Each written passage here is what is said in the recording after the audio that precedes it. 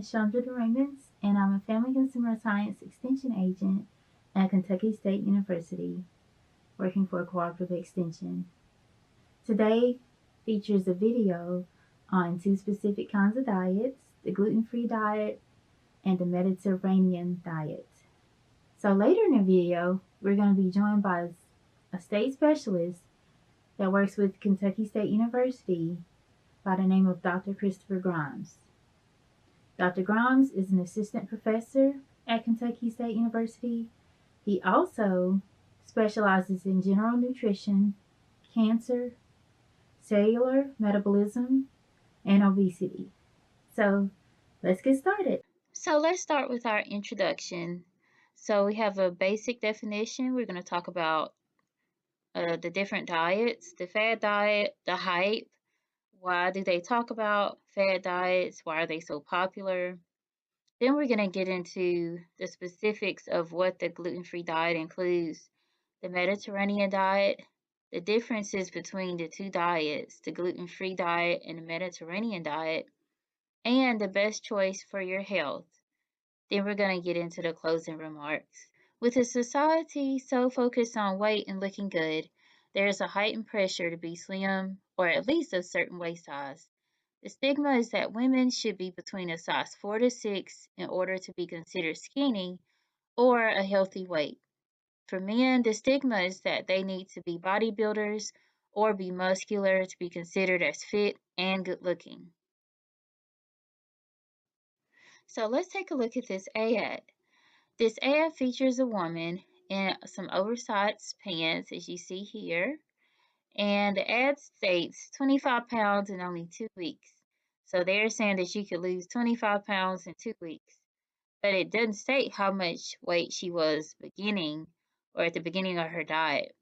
It says clinically proven fast weight loss rapidly melts away belly fat. Get the body you deserve in 2009 for men and women. So it claims for fast weight loss and that you can use a wonder herb. Lose belly fat, it melts away. Now, what we know is that this seems like it's pretty much going to be impossible unless you're going to get plastic surgery or unless you're going to do something extreme in terms of your eating habits. So as we go further into the details about the gluten-free diets and the Mediterranean diet, we're going to look at some more healthy ways that you can lose weight.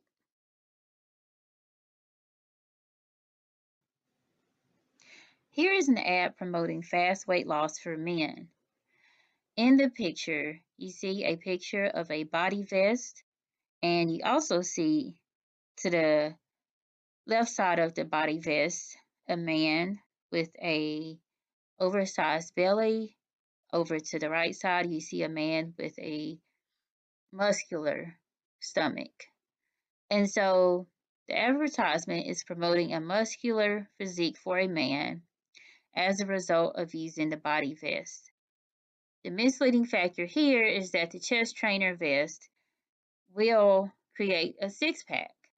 And so what the advertisement is not telling you is that the original picture that you see over to your left is actually how the guy started off in the beginning, or what we suppose he started off as in the beginning. You know, there's an excess amount of fat that probably is the result of overconsumption of high calorie diet and not exercising. Over to the right, you see that there's a guy with a more muscular physique. Obviously, he works out. He probably does ab crunches, probably does a lot of arm lifts. So, and he also is definitely on more of a restricted diet as far as his food, and he limits his fat and saturated fat intake. So, with all that being said, the fact that the advertisement is advertising a body vest with a zip up is kind of misleading, because you look at the vest and you think, oh, I might have this look with the sleek and trim stomach. However, those are what we call hype diets, or just something that promotes something that will make you lose weight extremely fast, when in reality, there's a lot of work that goes into it to help you to lose that weight. These type of ab muscles in the body are typically only created when you work out. So you would have to be working out at least about 4 to 5 times a week with, I'd say, at least about 45 minutes to an hour to get a physique like this. And you would have to be doing very repetitious sit-ups, um, lifting weights, things of that nature, and also being on a very strict nutritious diet with very little fat. The hype from media about fad diets. Conflicting claims, testimonials, and hype by so-called experts can confuse even the most informed consumer. The bottom line is simple. If a diet or product sounds too good to be true, it probably is. There are no foods or pills that magically burn fat. No superfoods will alter your waist size overnight. No products will miraculously melt away while you watch TV or sleep. Some ingredients and supplements and herbal products can be dangerous and even deadly for some people. Fad diets. A fad is a trend that lasts for a short amount of time and is usually tied to a marketing tool that is used to entice the average consumer to purchase or buy a product in order to get a quick change in your body weight. Usually, you're looking for a change in your waist measurements, in your chest size, or you're trying to build bulk in terms of muscle, or create more what they call a six pack, or more defined look in your body. The most popular fads tend to change from year to year, but the promises they make don't. Diets such as the ketogenic diet, the Whole 30, the paleo diet, juice cleanses, and even intermittent fasting are all fads.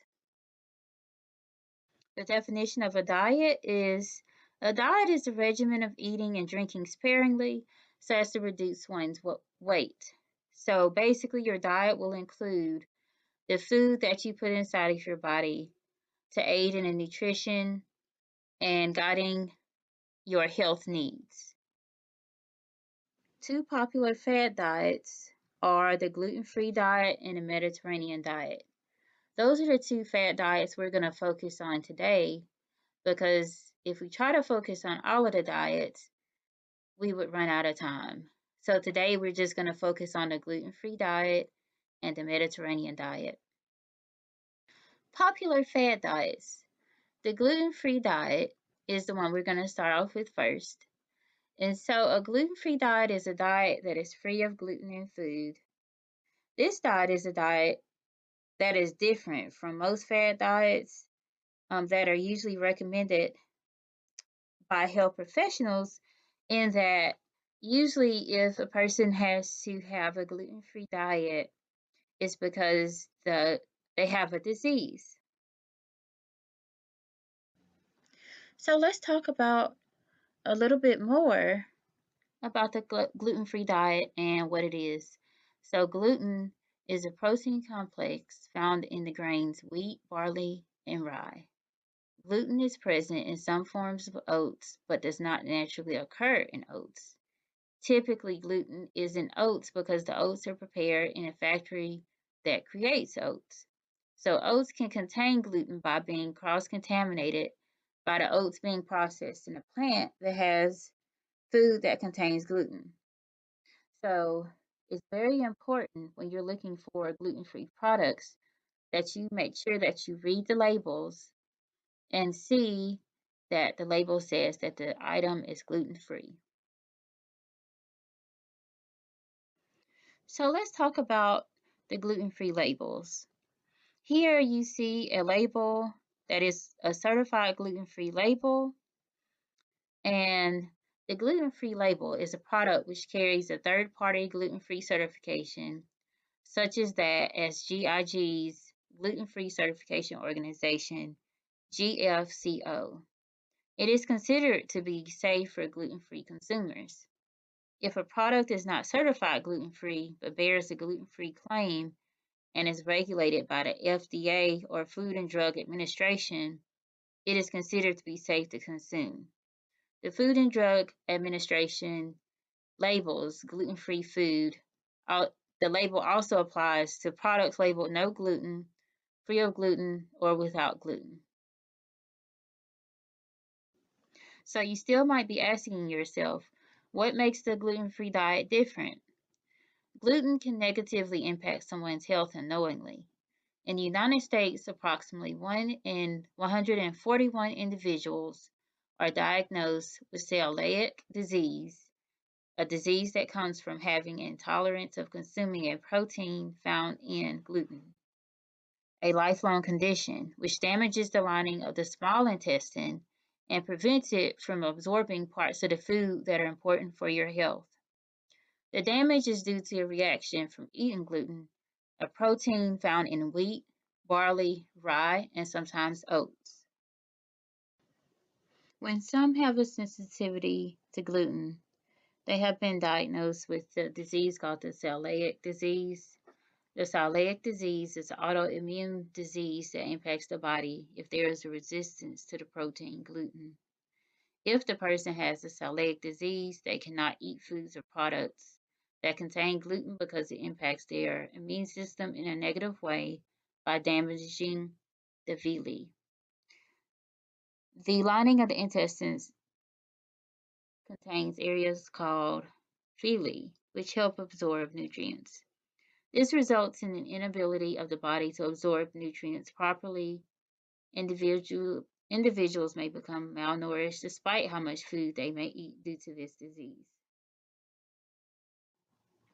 Let's look at this display for what happens inside of the body if someone has the celiac disease. In a healthy small intestine, tiny hair-like projections called villi absorb nutrients from food. When people with the celiac disease eat foods containing wheat, barley, or rye, the body's immune system attacks the gluten proteins. So as you can see here, there's the celiac disease. Here are the villi, they're destroyed. There's your small intestine. The villi are taking over and damaging the intestine. The immune response also destroys the villi, leading to nutritional deficiencies. So when the villi comes into the body, through the esophagus and goes into the stomach and through the liver, pancreas, at some point it starts to impact the intestine. Thus, the body starts to try and fight off the foreign substance known as the gluten protein that is found in the food, and then you have this process that happens. And so basically it starts to break down the small intestines eventually, and eventually you may have to seek professional help from a professional physician or someone who specializes in nutrition. Next, we're going to take a look at a list of food items that are not gluten-free. We're not going to go through the entire list, but we are going to talk about most of the most important ones. So you have your barbecue sauce, breaded fish, chicken, and shrimp, bread, potato bread, rice bread, canned and dried soup, cereal, certain brands, cookies and cake, crackers, flavored potato chips, frozen dinners, pasta, pies, ice cream, salad dressing, soy sauce, teriyaki sauce, and other food items. Here is a picture of some foods that are not gluten-free. Foods that are not gluten-free are foods that are processed and prepared and they contain gluten. So here we have some oatmeal, and like we talked about before in one of the previous slides, some of the oats can be contaminated with gluten because they are processed in a plant that has food that contains gluten. Potato chips is another common food that gluten is in. Pasta is another big one. And so this pretty much is a big part of the American diet. And so a lot of people have no idea that this food actually impacts their health. Here are some examples of some gluten-free foods. And so foods that are processed and prepared contain typically, these actually are gluten food. Here is a list of food and beverages that are gluten-free. We got citrus fruits, oranges and grapefruit, bananas, apples, berries, peaches, pears. Some vegetables that are gluten-free are cauliflower and broccoli, greens such as spinach, kale, and sweet chard. Starchy vegetables including potatoes, corn, and squash, bell peppers, mushrooms, onions, carrots, radishes, and green beans. And so, as far as your gluten free beverages, you have water, 100% fruit juice, coffee, tea, some alcoholic beverages including wine, hard cider, beer made from gluten free grains such as buckwheat and sorghum. Sports drinks such as soda and energy drinks and lemonade are all considered to be gluten-free beverages. Here are some ingredients and foods to avoid that are not gluten-free. Wheat, including all types of wheat such as milk, rye, barley, oats unless certified gluten-free, malt, brewer's yeast, and some drinks that are not gluten-free, malted milk drinks, beers, only certain ones, ales, and lagers, made from gluten-containing grains, non-distilled liquors, and other malt beverages such as wine coolers. Some of the symptoms of being sensitive to gluten are you'll have pain in your abdomen, your joints, gastrointestinal pain with belching, diarrhea, fat in the stool, heartburn, indigestion, nausea, vomiting, or flatulence. In the whole body, you can have or experience bone loss, fatigue, or malnutrition. If you do have malnutrition, that means that your body will lack energy and you will seem very tired and lethargic a lot. From a developmental standpoint, you have delayed puberty or slow growth, which is a little bit more popular amongst younger youth. Also common is cramping, itching, lactose intolerant, skin rash, or weight loss. Overall, the gluten-free diet is highly recommended for anyone who struggles with consuming food containing the protein gluten. And so, like we talked about, there are different signs that will make you aware that you're gluten. And there are a couple of things that you can do if you find out that you are sensitive to gluten. If you are allergic to gluten, or if someone you know is allergic to gluten, they will experience the following symptoms. They may have hives or skin rash, nausea, stomach cramps, indigestion, vomiting or diarrhea, stuffy or runny nose, sneezing, headaches, asthma, anaphylaxis, a potentially life-threatening reaction that can impair breathing and send the body into shock. And typically, if you are allergic to gluten, your face will possibly swell within 30 minutes to an hour of consuming the food with gluten.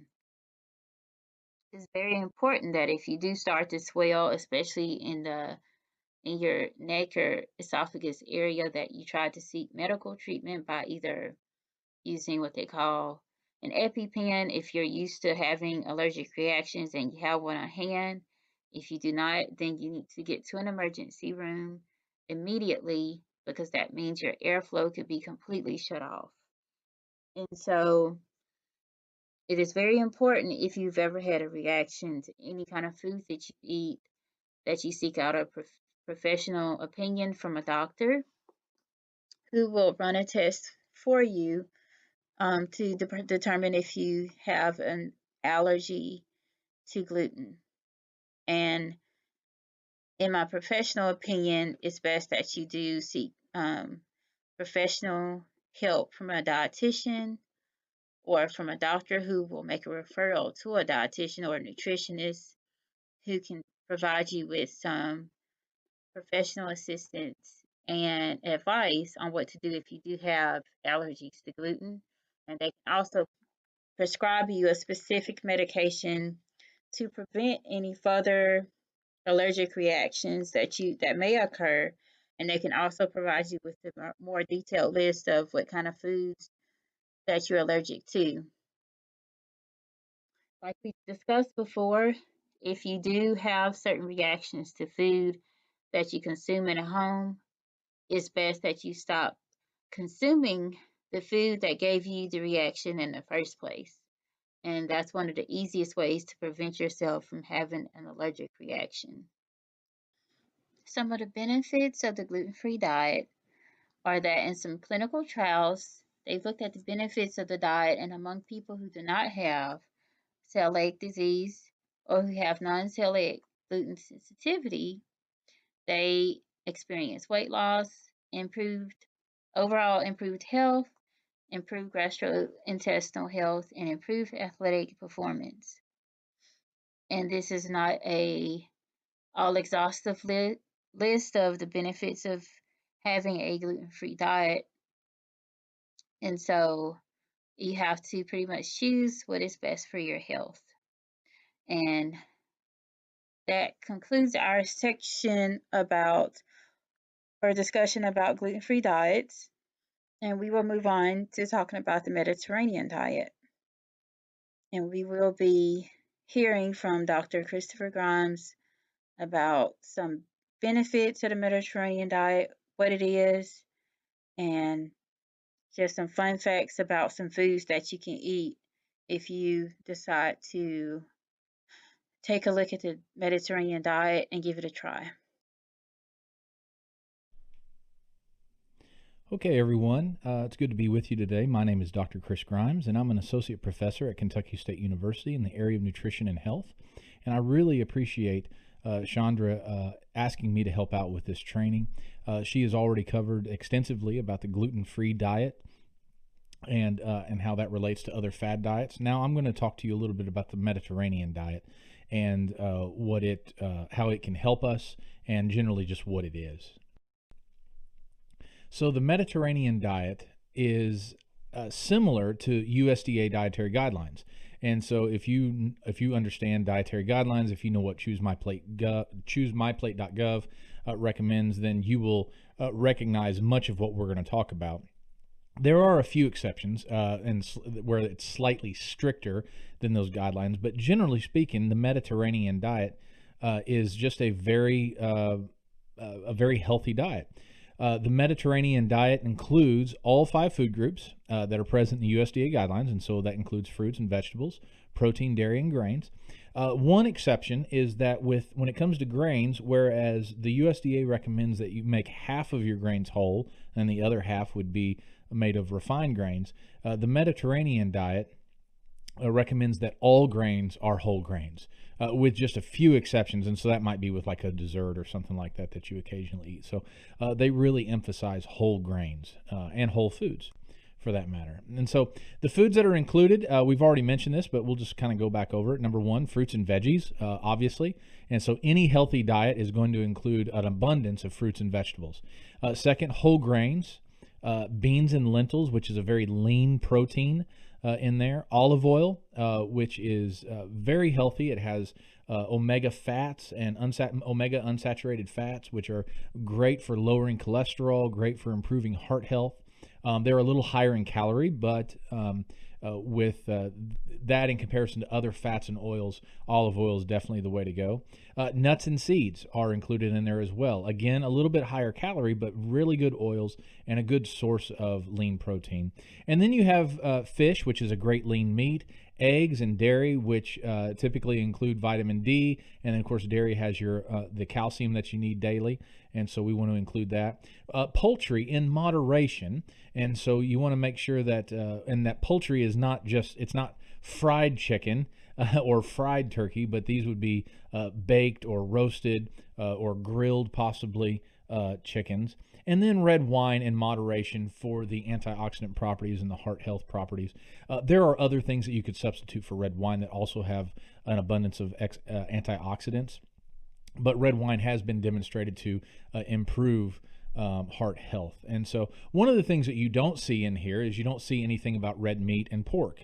And it's because those have typically are correlated with higher higher numbers as far as health disease or heart disease, as well as cancer and some other issues as well. So these are the foods that would be included in the Mediterranean diet. So some of the health benefits of the Mediterranean diet, it's high in fiber, which reduces cholesterol. It also it reduces inflammation, which is associated with heart disease. It also helps digestion. And so individuals who have a high fiber diet typically don't have some of the digestional issues that other people who are focused on simple sugars and things like that have. And in 2015, there was a study in a peer-reviewed journal that basically demonstrated that the introduction of olive oil, specifically extra virgin olive oil, reduced cardiovascular disease by at least 15%. And so right there we see that there is a benefit in this diet. And it's been shown, this diet has been shown to help with weight loss and weight management, even though it has a high calorie dense inclusion of foods. And so the trick though is that a lot of these foods, even though that they are calorie dense, they are also nutrient dense. And so they're very healthy. More health benefits. One of the best benefits from this diet is also that some of the nutrients that are included, including phytochemicals. Phytochemicals are these compounds in plants. They're found in fruits and vegetables, in different grains and beans and plants. In fact, some of these phytochemicals are actually what produce the color in certain plants. And what they do is they basically act as antioxidants, dietary antioxidants that fight against oxidative stress. And oxidative stress is a really big concern because research has demonstrated that many of the diseases that we succumb to, for instance, cancer and Alzheimer's disease, heart disease, diabetes, all of these diseases have a very strong correlation with increased oxidative stress. And so the more antioxidants that we can have in our diet, that we can promote that, then the better chance we have to ward off those harmful chemicals and harmful molecules in our body. One of the biggest drawbacks, which we've mentioned, is that this diet tends to or could have a high amount of olive oil, which does increase calories.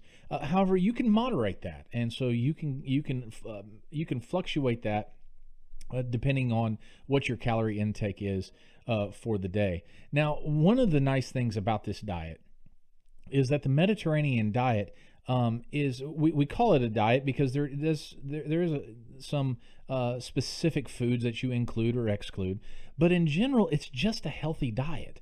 And so one of the things that we say about that I have an issue with as far as fad diets is that sometimes it's very hard to maintain those for long periods of time. And so if you go on the Atkins diet or the keto diet or some other type of extreme diet, typically that's for a short period of time. You lose a ton of weight, and then all of a sudden now you're adding it back. With the Mediterranean diet, this truly is a diet that could be a lifestyle that doesn't exclude important features of the My Plate. And so you have all your food groups there. They're healthy choices, and so it's something that you could actually use to change your lifestyle.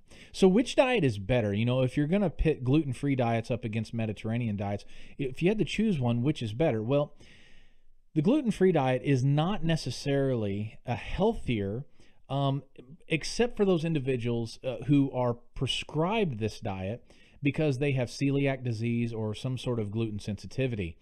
And actually, I typically don't recommend gluten-free diets to individuals who do not have these types of disorders or conditions, because it does greatly restrict what you can eat and what you can choose, and so it makes it more difficult. It can be more expensive, and when you're excluding so many different types of foods, it becomes a little bit more difficult to get some of the nutrients that we need in our diet. So for the general population, the presence or absence of gluten, it doesn't really relate to diet quality. And so gluten in your food is not going to make an impact one way or the other if you are a healthy individual without some sort of gluten sensitivity.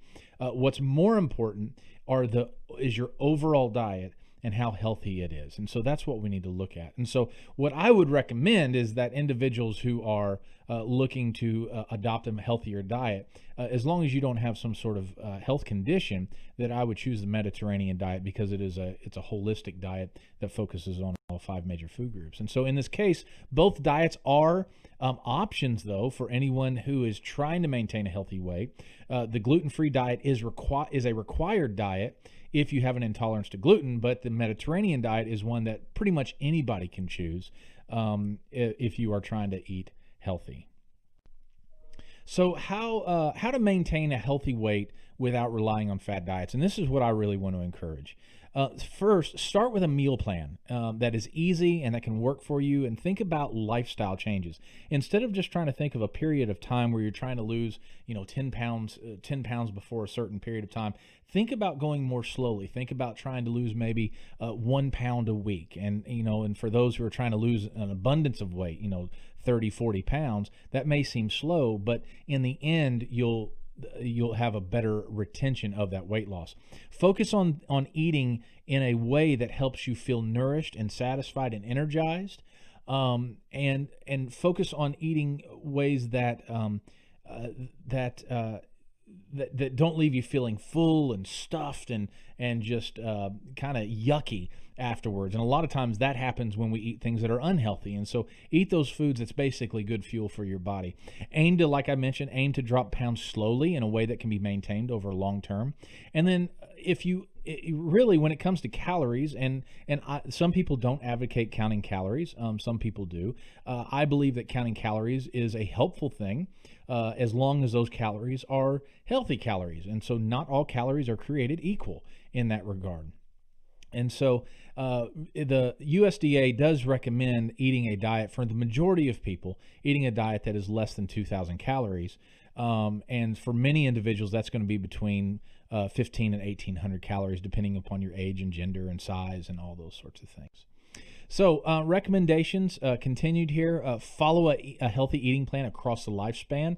Try not to focus on just, unless you are an athlete that's looking to meet specific requirements. Think about lifestyle changes and eating healthy over a lifespan so that you can thrive throughout life. Focus on variety. Focus on nutrient-dense foods, and focus on lower portion sizes. And so experiment with foods. Experiment with different recipes. Experiment with new foods, new vegetables, new fruits that you've never tried before. Limit your calories from those added sugars, from the candies, the cakes, the bake. And I'm going to tell you, I have a sweet tooth. But you want to limit that from your diet and reduce the amount of sodium you have. Because that will improve your heart health over the long period of time. Choose healthy beverages. Many of us, including myself, really like a soft drink, even diet drinks. So I drink a lot of diet soda, and it's sort of my one vice. I don't eat a bunch of junk, but I do like my diet soda. But choose water if at all possible. Choose water and incorporate that into your diet regularly. And support eat healthy eating patterns for everyone in your home. It's much easier to eat healthy and to make a healthy lifestyle changes if everybody is bought into this, everybody in the family.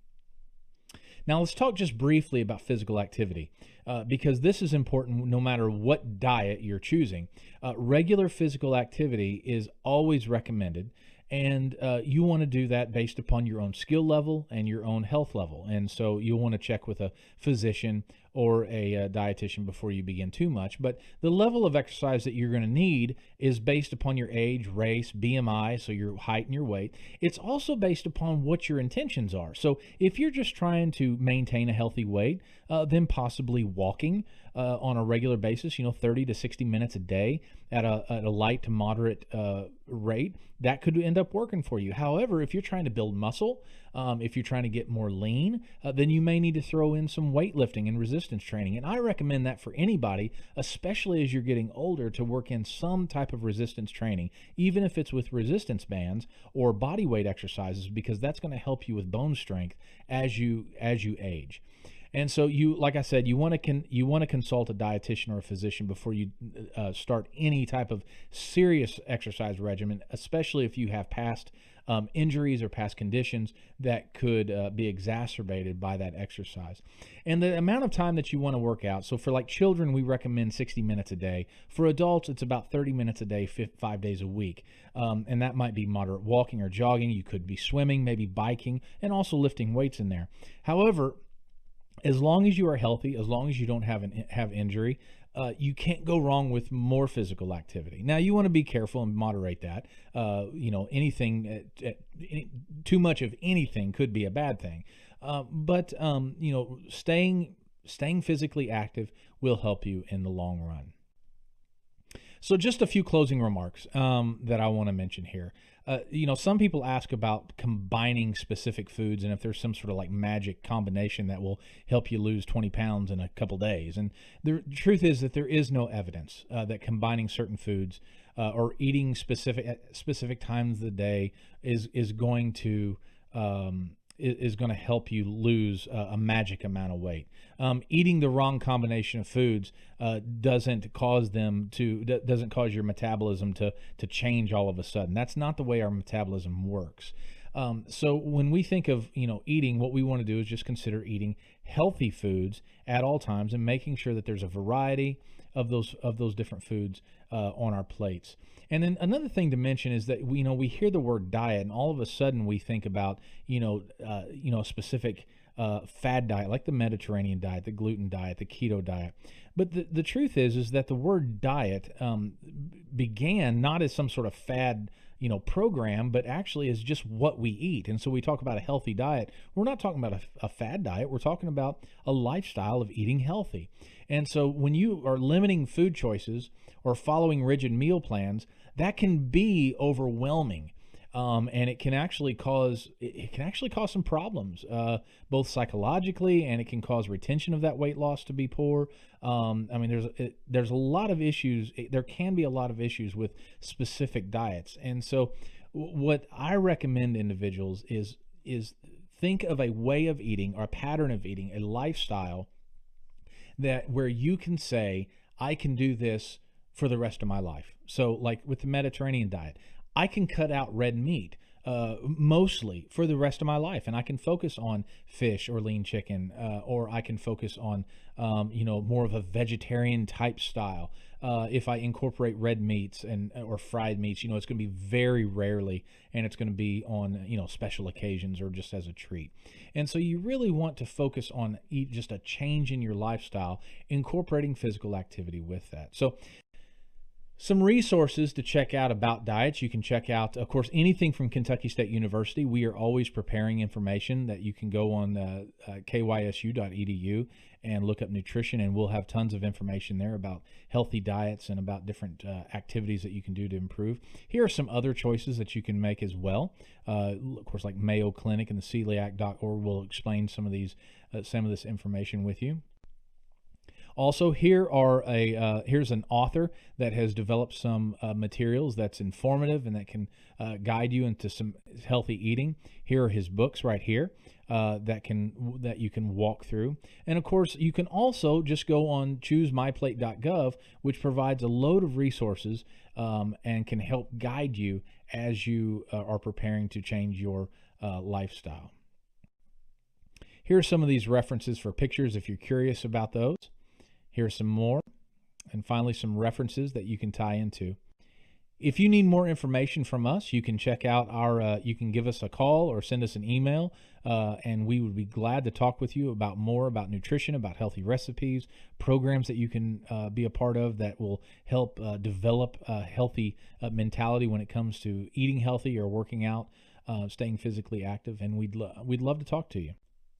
Thank you so much for joining us today. It's been great being with you, even virtually. I hope at some point soon that we can get together live and in person so we can actually do recipe demonstrations and stuff like that. But until then, you have a great day and stay healthy.